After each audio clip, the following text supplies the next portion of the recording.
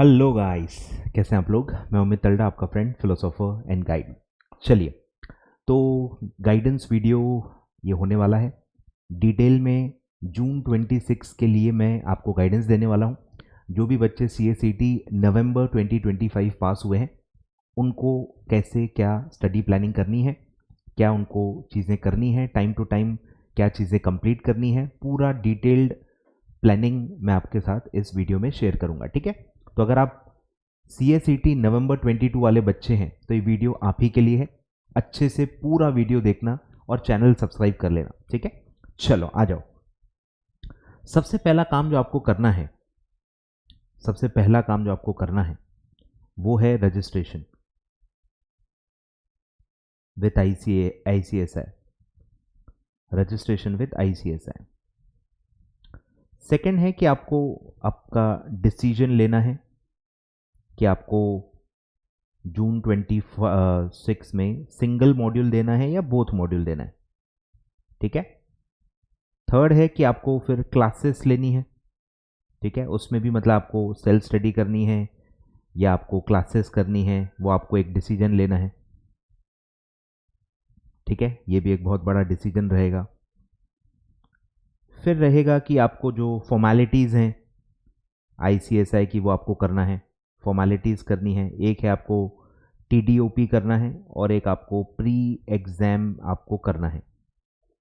ठीक है, और फिर आपको एग्ज़ाम फॉर्म्स भरने हैं। ठीक है, और फिर आपको एडमिट कार्ड आ जाएगा और आप एग्ज़ाम दे सकते हो।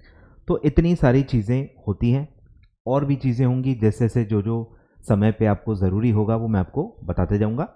तो अभी सबसे पहला काम है registration, and the registration depends on the decision कि आप सिंगल मॉड्यूल दे रहे हो या बोथ मॉड्यूल देना चाहते हो। पहला एलिजिबल अटेम्प्ट आपका जून 2026 एग्जाम्स रहेगा। ठीक है, तो जून 2026 में अगर आप सिंगल मॉड्यूल दे रहे हो तो आपको रजिस्ट्रेशन 31 जनवरी 26 तक भी आपने किया तो भी चल जाएगा, आप एलिजिबल रहोगे। लेकिन अगर आपको बोथ मॉड्यूल ही देना है, आपकी इच्छा है कि आपको बोथ मॉड्यूल देने हैं, तो फिर आपके पास टाइम कम है। 30 नवंबर अभी 2025 के पहले ऑन और बिफोर आपको ICSI का रजिस्ट्रेशन करना पड़ेगा। ठीक है, तो ही आप बोथ मॉड्यूल दे सकते हो। ठीक है, तो ये डेट्स मैं ऑलरेडी अलग से भी वीडियो में बता चुका हूँ। फिर जो मैंने बताया था कि एक आपको डिसीजन लेना है सिंगल मॉड्यूल या बोथ मॉड्यूल, इसके लिए भी मैंने एक सेपरेट वीडियो डाला हुआ है, लिंक डिस्क्रिप्शन में दे देता हूँ। डिटेल में जिसको समझना है वो समझ सकते हैं। शॉर्ट में अभी मैं आपको बता देता हूँ कि सिंगल मॉड्यूल आपके, तो पहले मैं आपको सब्जेक्ट्स बता देता हूँ। ठीक है, 2 मॉड्यूल में डिवाइडेड है, मॉड्यूल 1, मॉड्यूल 2। ठीक है, मॉड्यूल 1 में 4 सब्जेक्ट्स हैं, कंपनी लॉ, SBIL, JIGL और CFM। 4 आपके सब्जेक्ट्स हैं, 100 मार्क्स ईच, ऐसे 400 मार्क्स का आपका मॉड्यूल 1 है। फिर मॉड्यूल 2 में 3 ही सब्जेक्ट्स हैं, 300 मार्क्स आएगा, CMSL, EBCIL। ठीक है,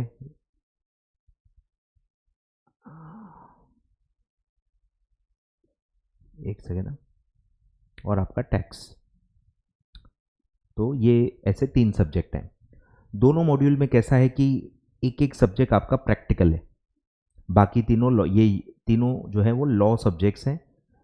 CFM प्योरली प्रैक्टिकल सब्जेक्ट है, नॉन लॉ सब्जेक्ट भी कह सकते हैं। फिर CMSL और EBCL भी लॉ पेपर्स हैं, लेकिन उतना प्रैक्टिकल नहीं है उसमें। ठीक है, टैक्स जो है वो एक प्रैक्टिकल पेपर है, ये भी लॉ ही होता है लेकिन प्रैक्टिकल है, मतलब इसमें आपको क्वेश्चन सॉल्व करने हैं। प्रैक्टिकल का मतलब है आपको क्वेश्चन सॉल्व करने हैं। पूरे इसमें कुछ भी MCQ नहीं है। ठीक है, नो MCQs, सब कुछ रिटन पेपर्स हैं। सेंटर पे जाके रिटन पेपर्स आपको देने हैं। ठीक है, तो ये आपको डिफरेंस में समझाते जा रहा हूँ। CACT की कंपैरिजन में डिफरेंसेस हैं कि यहाँ कोई भी MCQ नहीं है, सब रिटन पेपर्स हैं, सेंटर बेस्ड एग्जाम्स हैं। और ग्रुप 1 में CFM प्रैक्टिकल सब्जेक्ट है और ग्रुप 2 में टैक्स लॉ प्रैक्टिकल सब्जेक्ट है, बाकी सब लॉ बेस्ड सब्जेक्ट्स हैं। ठीक है, थेरी है मतलब। क्लियर है, तो ये आपका पूरा डिवाइडेशन है। अब डेप्थ की बात करूं, डेप्थ बहुत ज़्यादा है। CACT का एक सब्जेक्ट अगर आप लेंगे और आप एग्जीक्यूटिव का एक सब्जेक्ट लेंगे, कम से कम डबल या ट्रिपल सिलेबस होगा। नंबर ऑफ पेजेस वाइज देखेंगे तो 2.5 टाइम्स नंबर ऑफ पेजेस आपको आराम से दिखेंगे।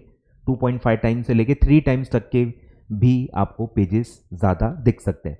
800 900 एवरेज साइज है, कुछ का 1000 भी होगा, कुछ का 600 होगा, बट एवरेज अगर आप पूछोगे, एवरेज 800 टू 900 पेजेस का एक स्टडी मटेरियल है इंस्टीट्यूट का। ठीक है, मतलब डेप्थ आपको समझ में आएगी।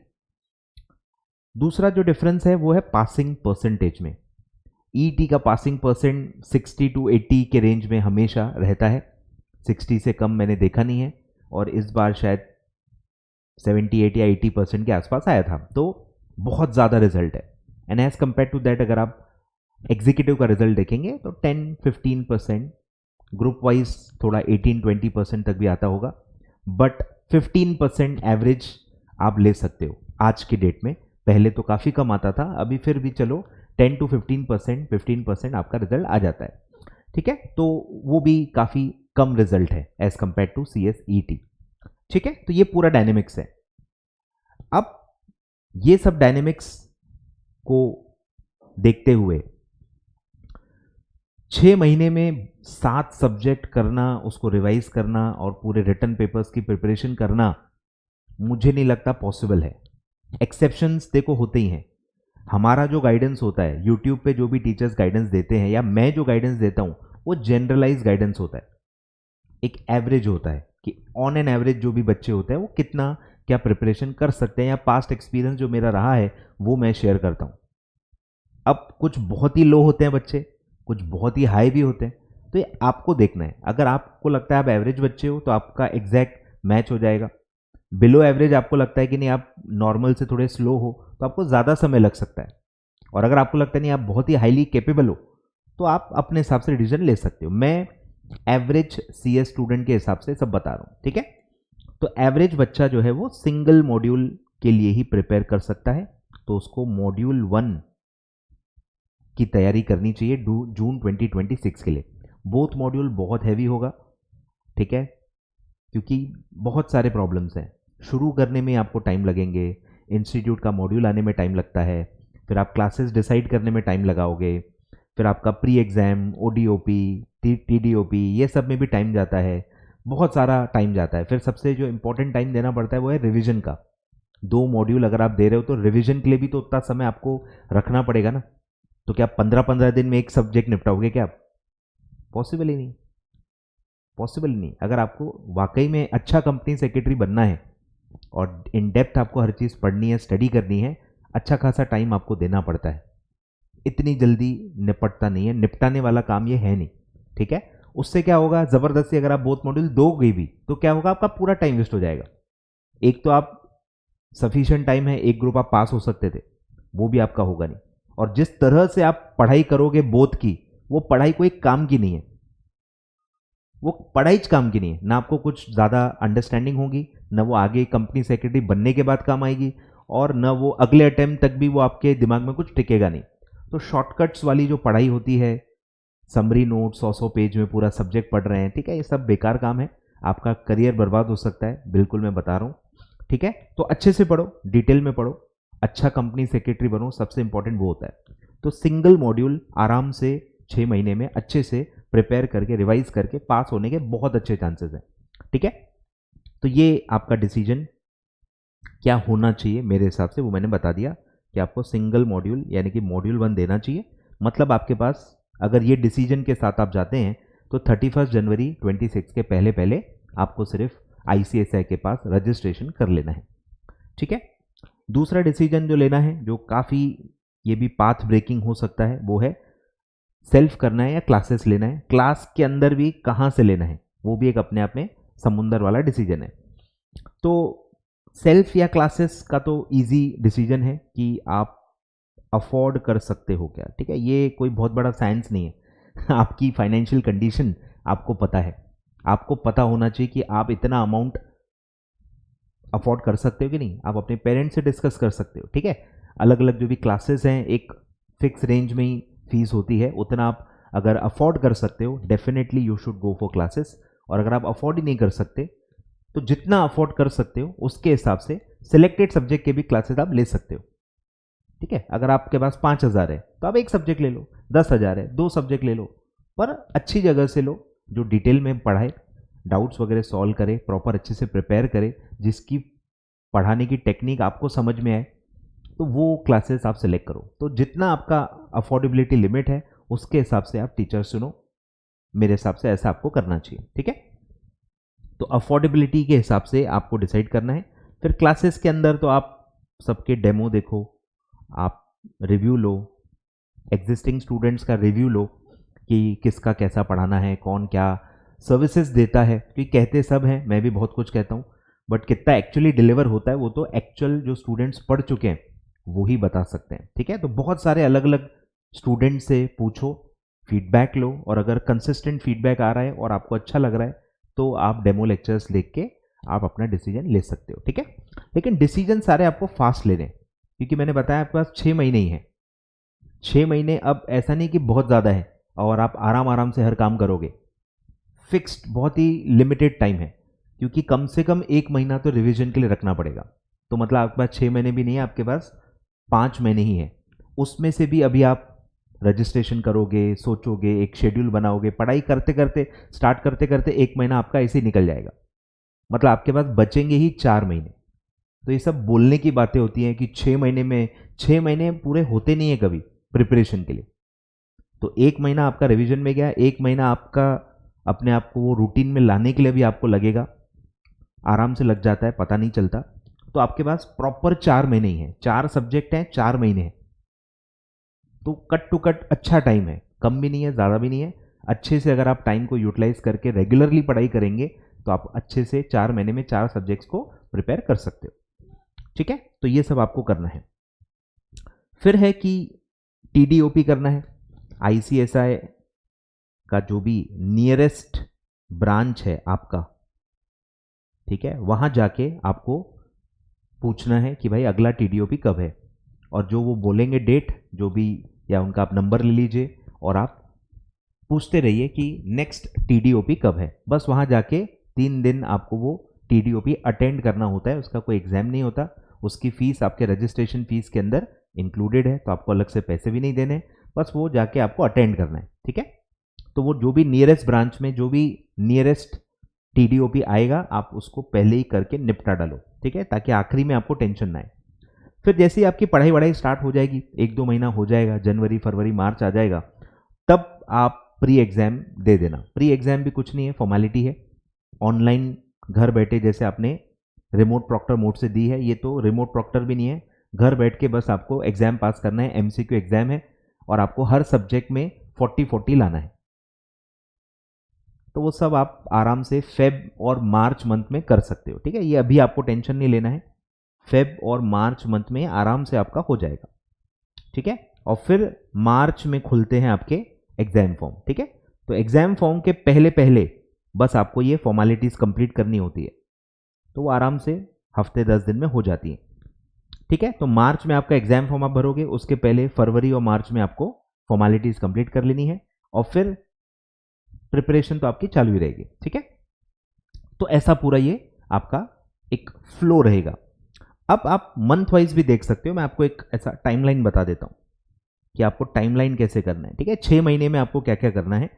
अभी हम दिसंबर पे हैं, ठीक है, और 1 जून से आपका एग्जाम होता है। ठीक है, तो दिसंबर, जनवरी, फरवरी, मार्च, अप्रैल, मई। ठीक है, दिसंबर, जनवरी, फरवरी, मार्च, अप्रैल, मई, इतने आपके पास टाइम है। 6 महीने पूरे आपके पास, अपने पास फुल 6 मंथ्स है।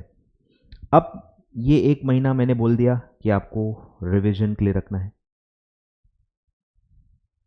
फुल रिवीजन के लिए रखना है 30 डेज। ठीक है, 31 डेज। फिर अब आपके पास चॉइस है। ठीक है, बहुत सारे फैक्टर्स पर डिपेंड करता है। अगर आप अफोर्ड कर सकते हो तो आप चारों क्लासेस एक साथ लेके एक साथ भी चालू कर सकते हो, कोई दिक्कत नहीं, पर आप 2-2 सब्जेक्ट करके भी कर सकते हो। ठीक है, 2-2 सब्जेक्ट करके भी किया जा सकता है, कोई दिक्कत नहीं है। तो 2 सब्जेक्ट्स एट अ टाइम आप स्टार्ट कर सकते हो। ठीक है, तो आप एक छोटा एक बड़ा सब्जेक्ट ऐसा कॉम्बिनेशन भी रख सकते हो। सबसे पहले आपको कंपनी लॉ तो चालू करना ही पड़ेगा। अब कंपनी लॉ के साथ आप किसी भी सब्जेक्ट को पेयर कर सकते हो, जेआईजीएल को भी पेयर कर सकते हो, आप एसबीआईएल को भी पेयर कर सकते हो, सब कॉम्प्लीमेंट्री हैं, ठीक है, कोई ऐसी दिक्कत नहीं है, साथ साथ में पढ़े जा सकते हैं। आप सीएफएम को भी रख सकते हो, लेकिन कंपनी लॉ आपको पहले शुरू कर देना चाहिए मेरे ख्याल से, ठीक है, क्योंकि काफ़ी लेंदी है, वो भी काफ़ी लेंदी है, काफ़ी ज़्यादा समय लगता है, लेक्चर्स भी ड्यूरेशन काफ़ी सबका बहुत ज़्यादा होता है, ठीक है। तो कंपनी लॉ एंड एसबीआईएल मेरे ख्याल से ज़्यादा बेटर रहेगा।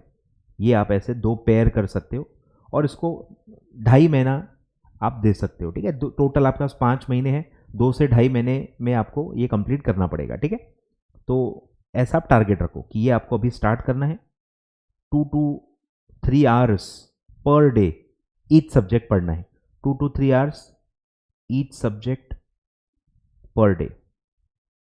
तो ये स्पीड से अगर आप चलोगे तो आपका 2-2.5 महीने में कंप्लीट हो जाना चाहिए, ठीक है। मिड फेब तक आपको ये टारगेट रखना है कि ये 2.5 मंथ्स में ये दो सब्जेक्ट्स आपके कंप्लीट हो जाएं और फिर आप CAFM प्लस JIGL ये 2 सब्जेक्ट्स आप स्टार्ट कर सकते हो, same 2 to 3 hours per subject per day, ठीक है। ये भी फिर आपका 2.5 महीने में लगभग हो जाएगा।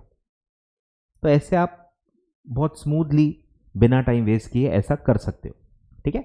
अब ये दिखने में बहुत आसान लगता है, पर यहाँ अब आप बदमाशियाँ करोगे, आप गलतियाँ करोगे और इसको फिर सब रायता फैल जाता है।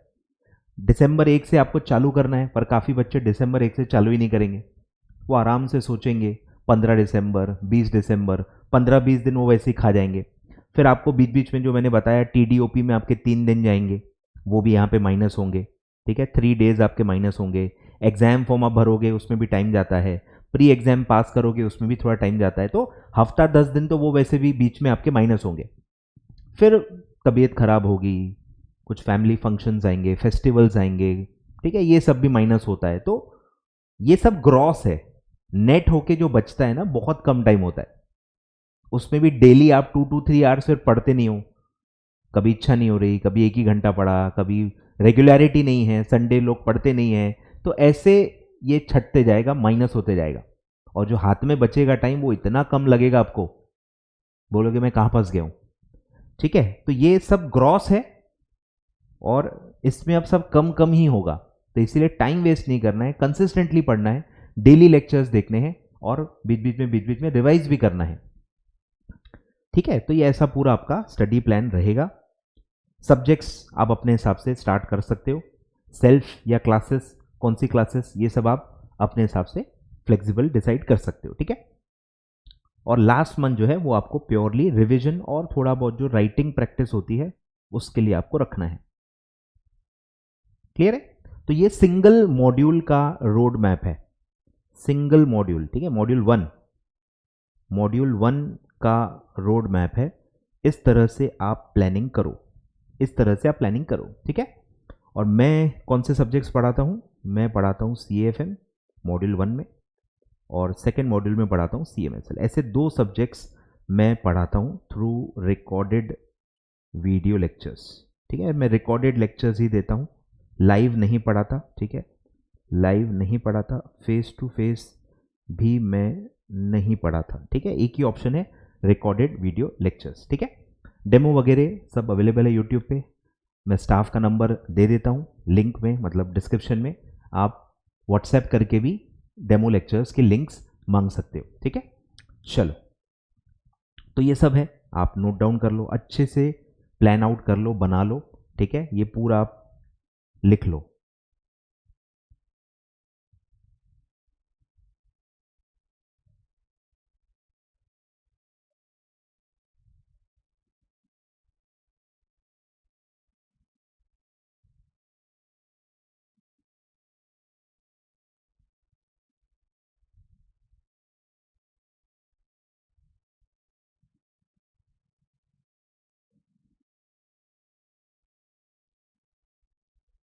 ठीक है, वीडियो पॉज करके पूरा लिख लो। और कुछ आपके मन में सवाल होंगे तो आप डेफिनेटली कमेंट बॉक्स में कमेंट करो, मैं वीडियोस बना के वो आपके सारे क्वेरीज को रिजॉल्व करते जाऊँगा। ठीक है, thank you so much. Channel ज़रूर सब्सक्राइब करना और वीडियो लाइक ज़रूर करना। Thank you so much.